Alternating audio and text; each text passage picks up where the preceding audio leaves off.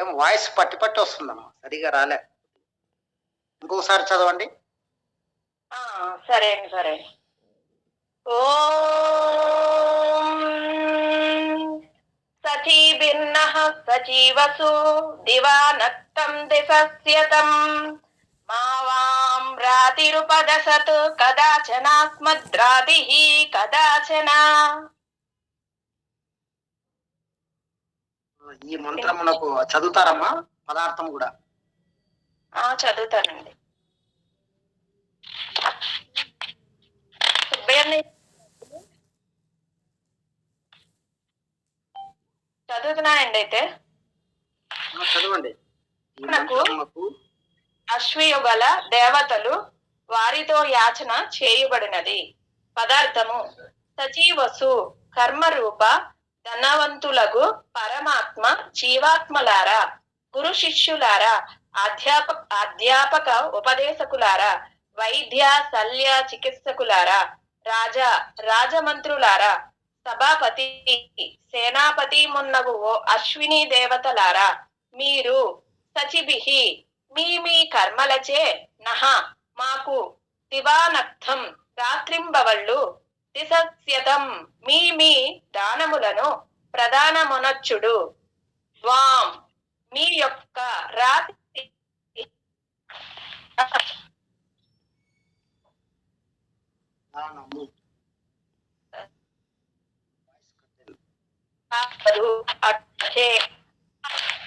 లోపలి నుండి దానగుణము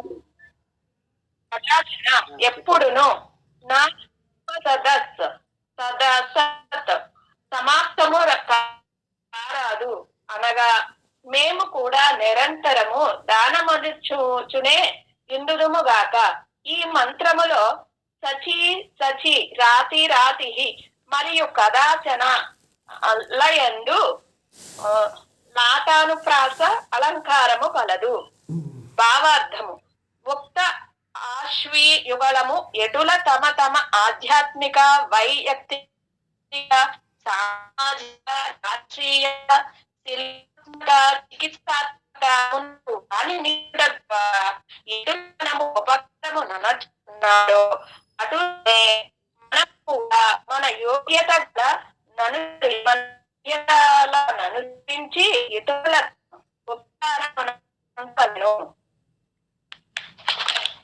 ఈ మంత్రము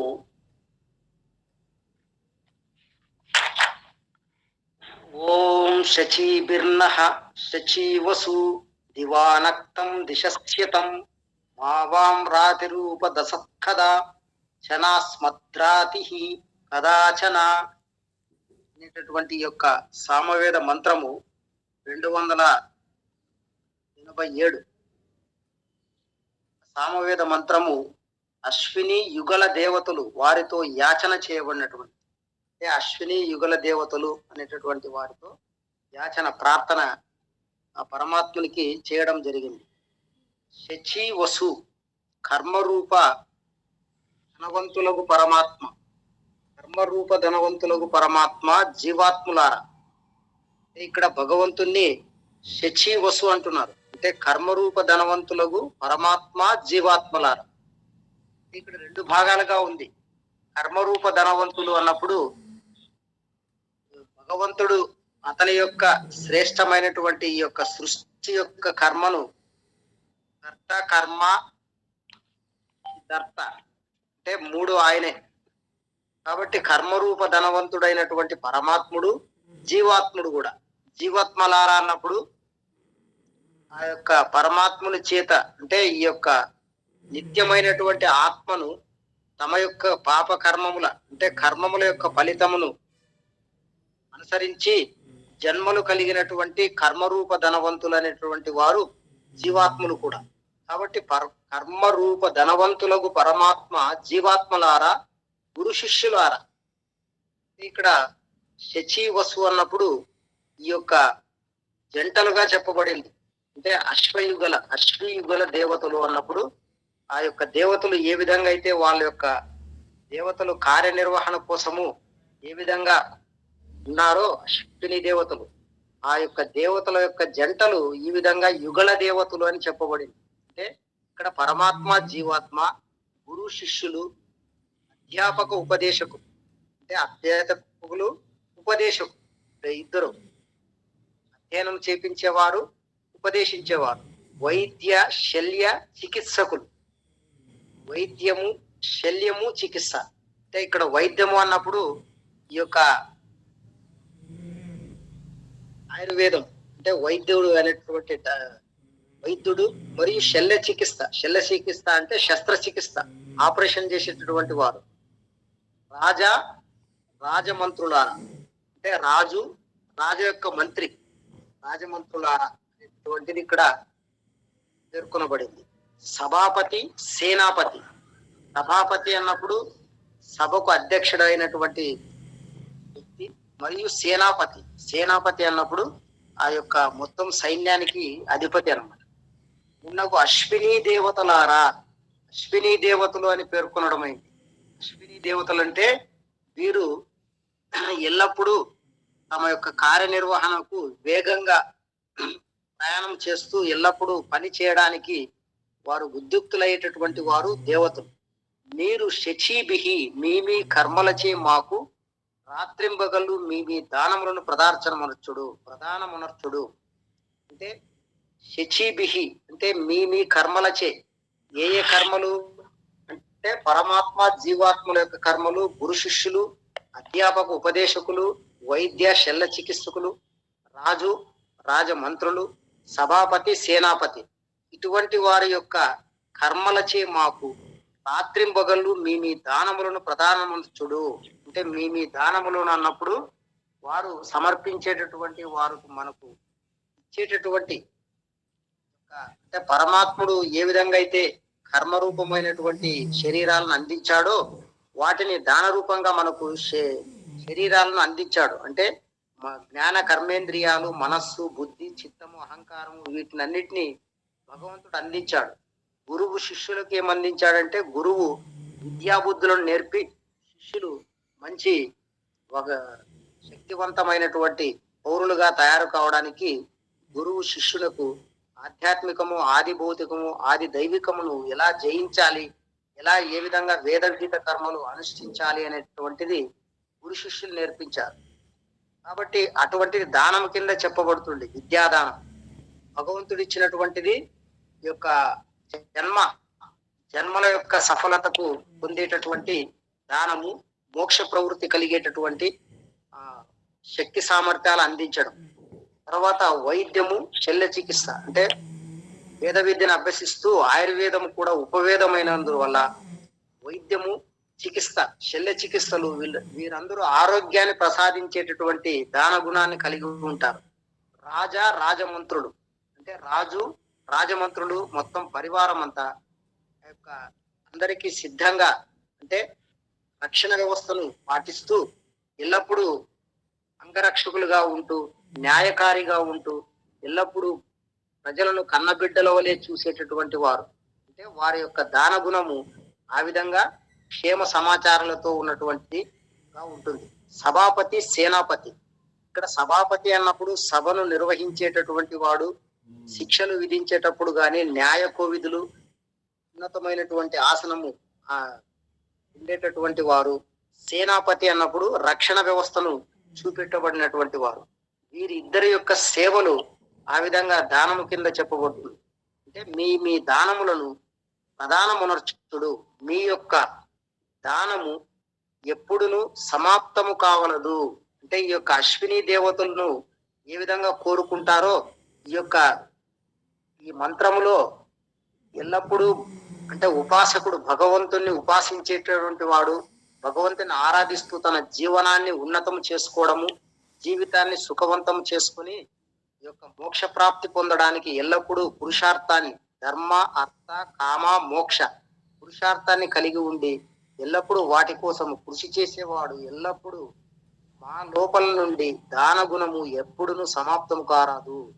అంటే ఇక్కడ ఈ యొక్క ఎవరైతే పురుషార్థం చేస్తారో వారు కూడా దాన గుణాన్ని ఎల్లప్పుడూ సమాప్తం చేసుకుండా ఎల్లప్పుడూ వారు కొనసాగించాలి. అంటే ఏ విధంగా అయితే అశ్విని దేవతలు దాన గుణాన్ని కలిగి ఉన్నారో యజ్ఞము, దానము, తపస్సు, ఈ మూడు శ్రేష్టమైనటువంటి కర్మలు. కాబట్టి అటువంటి దాన్ని సమాప్తం చేయకుండా, అనగా మేము కూడా నిరంతరము దానమునర్చు చే ఉందుముగాక.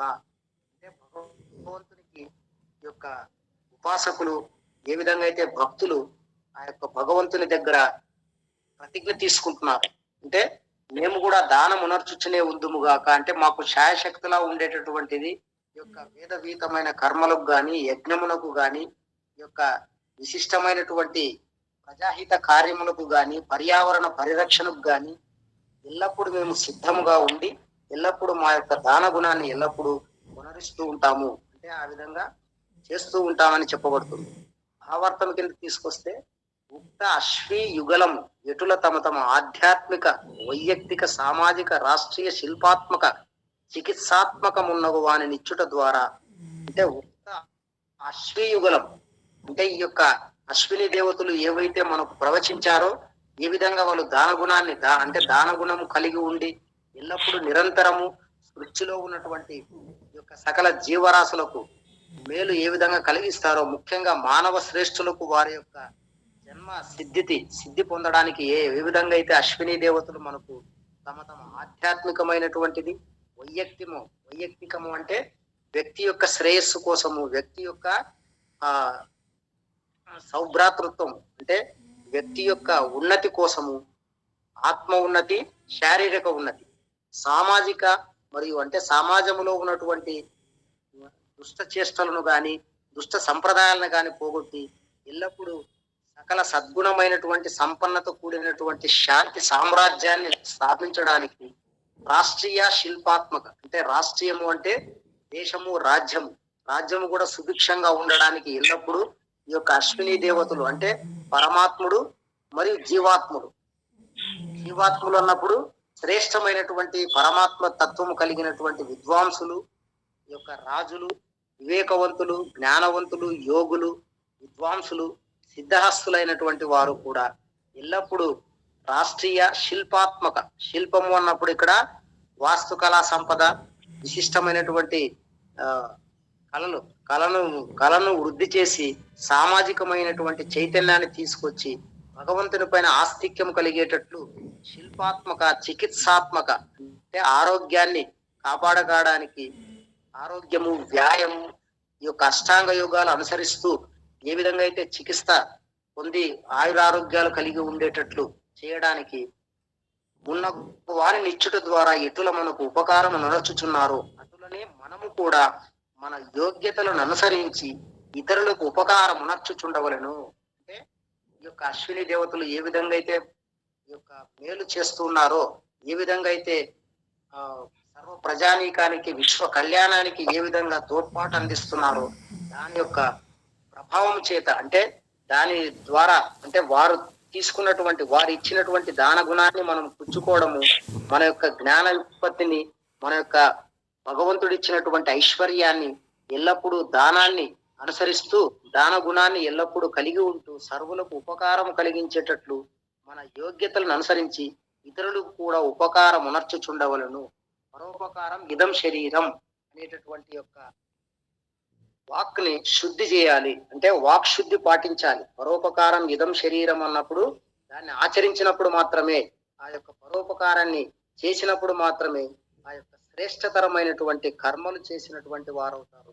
వారి యొక్క ఉత్తమ జన్మలు కలిగి మోక్ష సుఖాన్ని పొందడానికి సాధన సంపత్తి కలిగి ఉంటారు అనేటటువంటిది ఈ మంత్రం మనకు బాగా బోధ చేస్తుంది. ఈ మంత్రం గురించి చెప్తారామో చెప్పండి సార్. ప్రసాద్ గారు, బిడివి ప్రసాద్ గారు.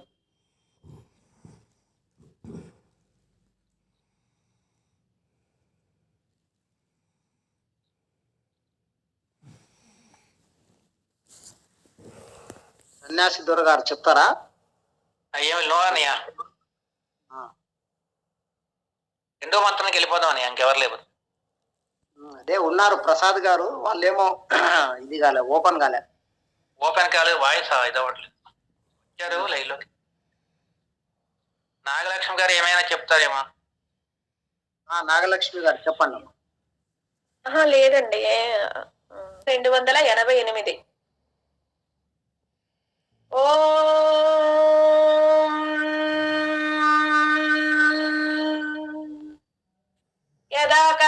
మీడుషే స్తోతా జగరేతమత్యః ఆది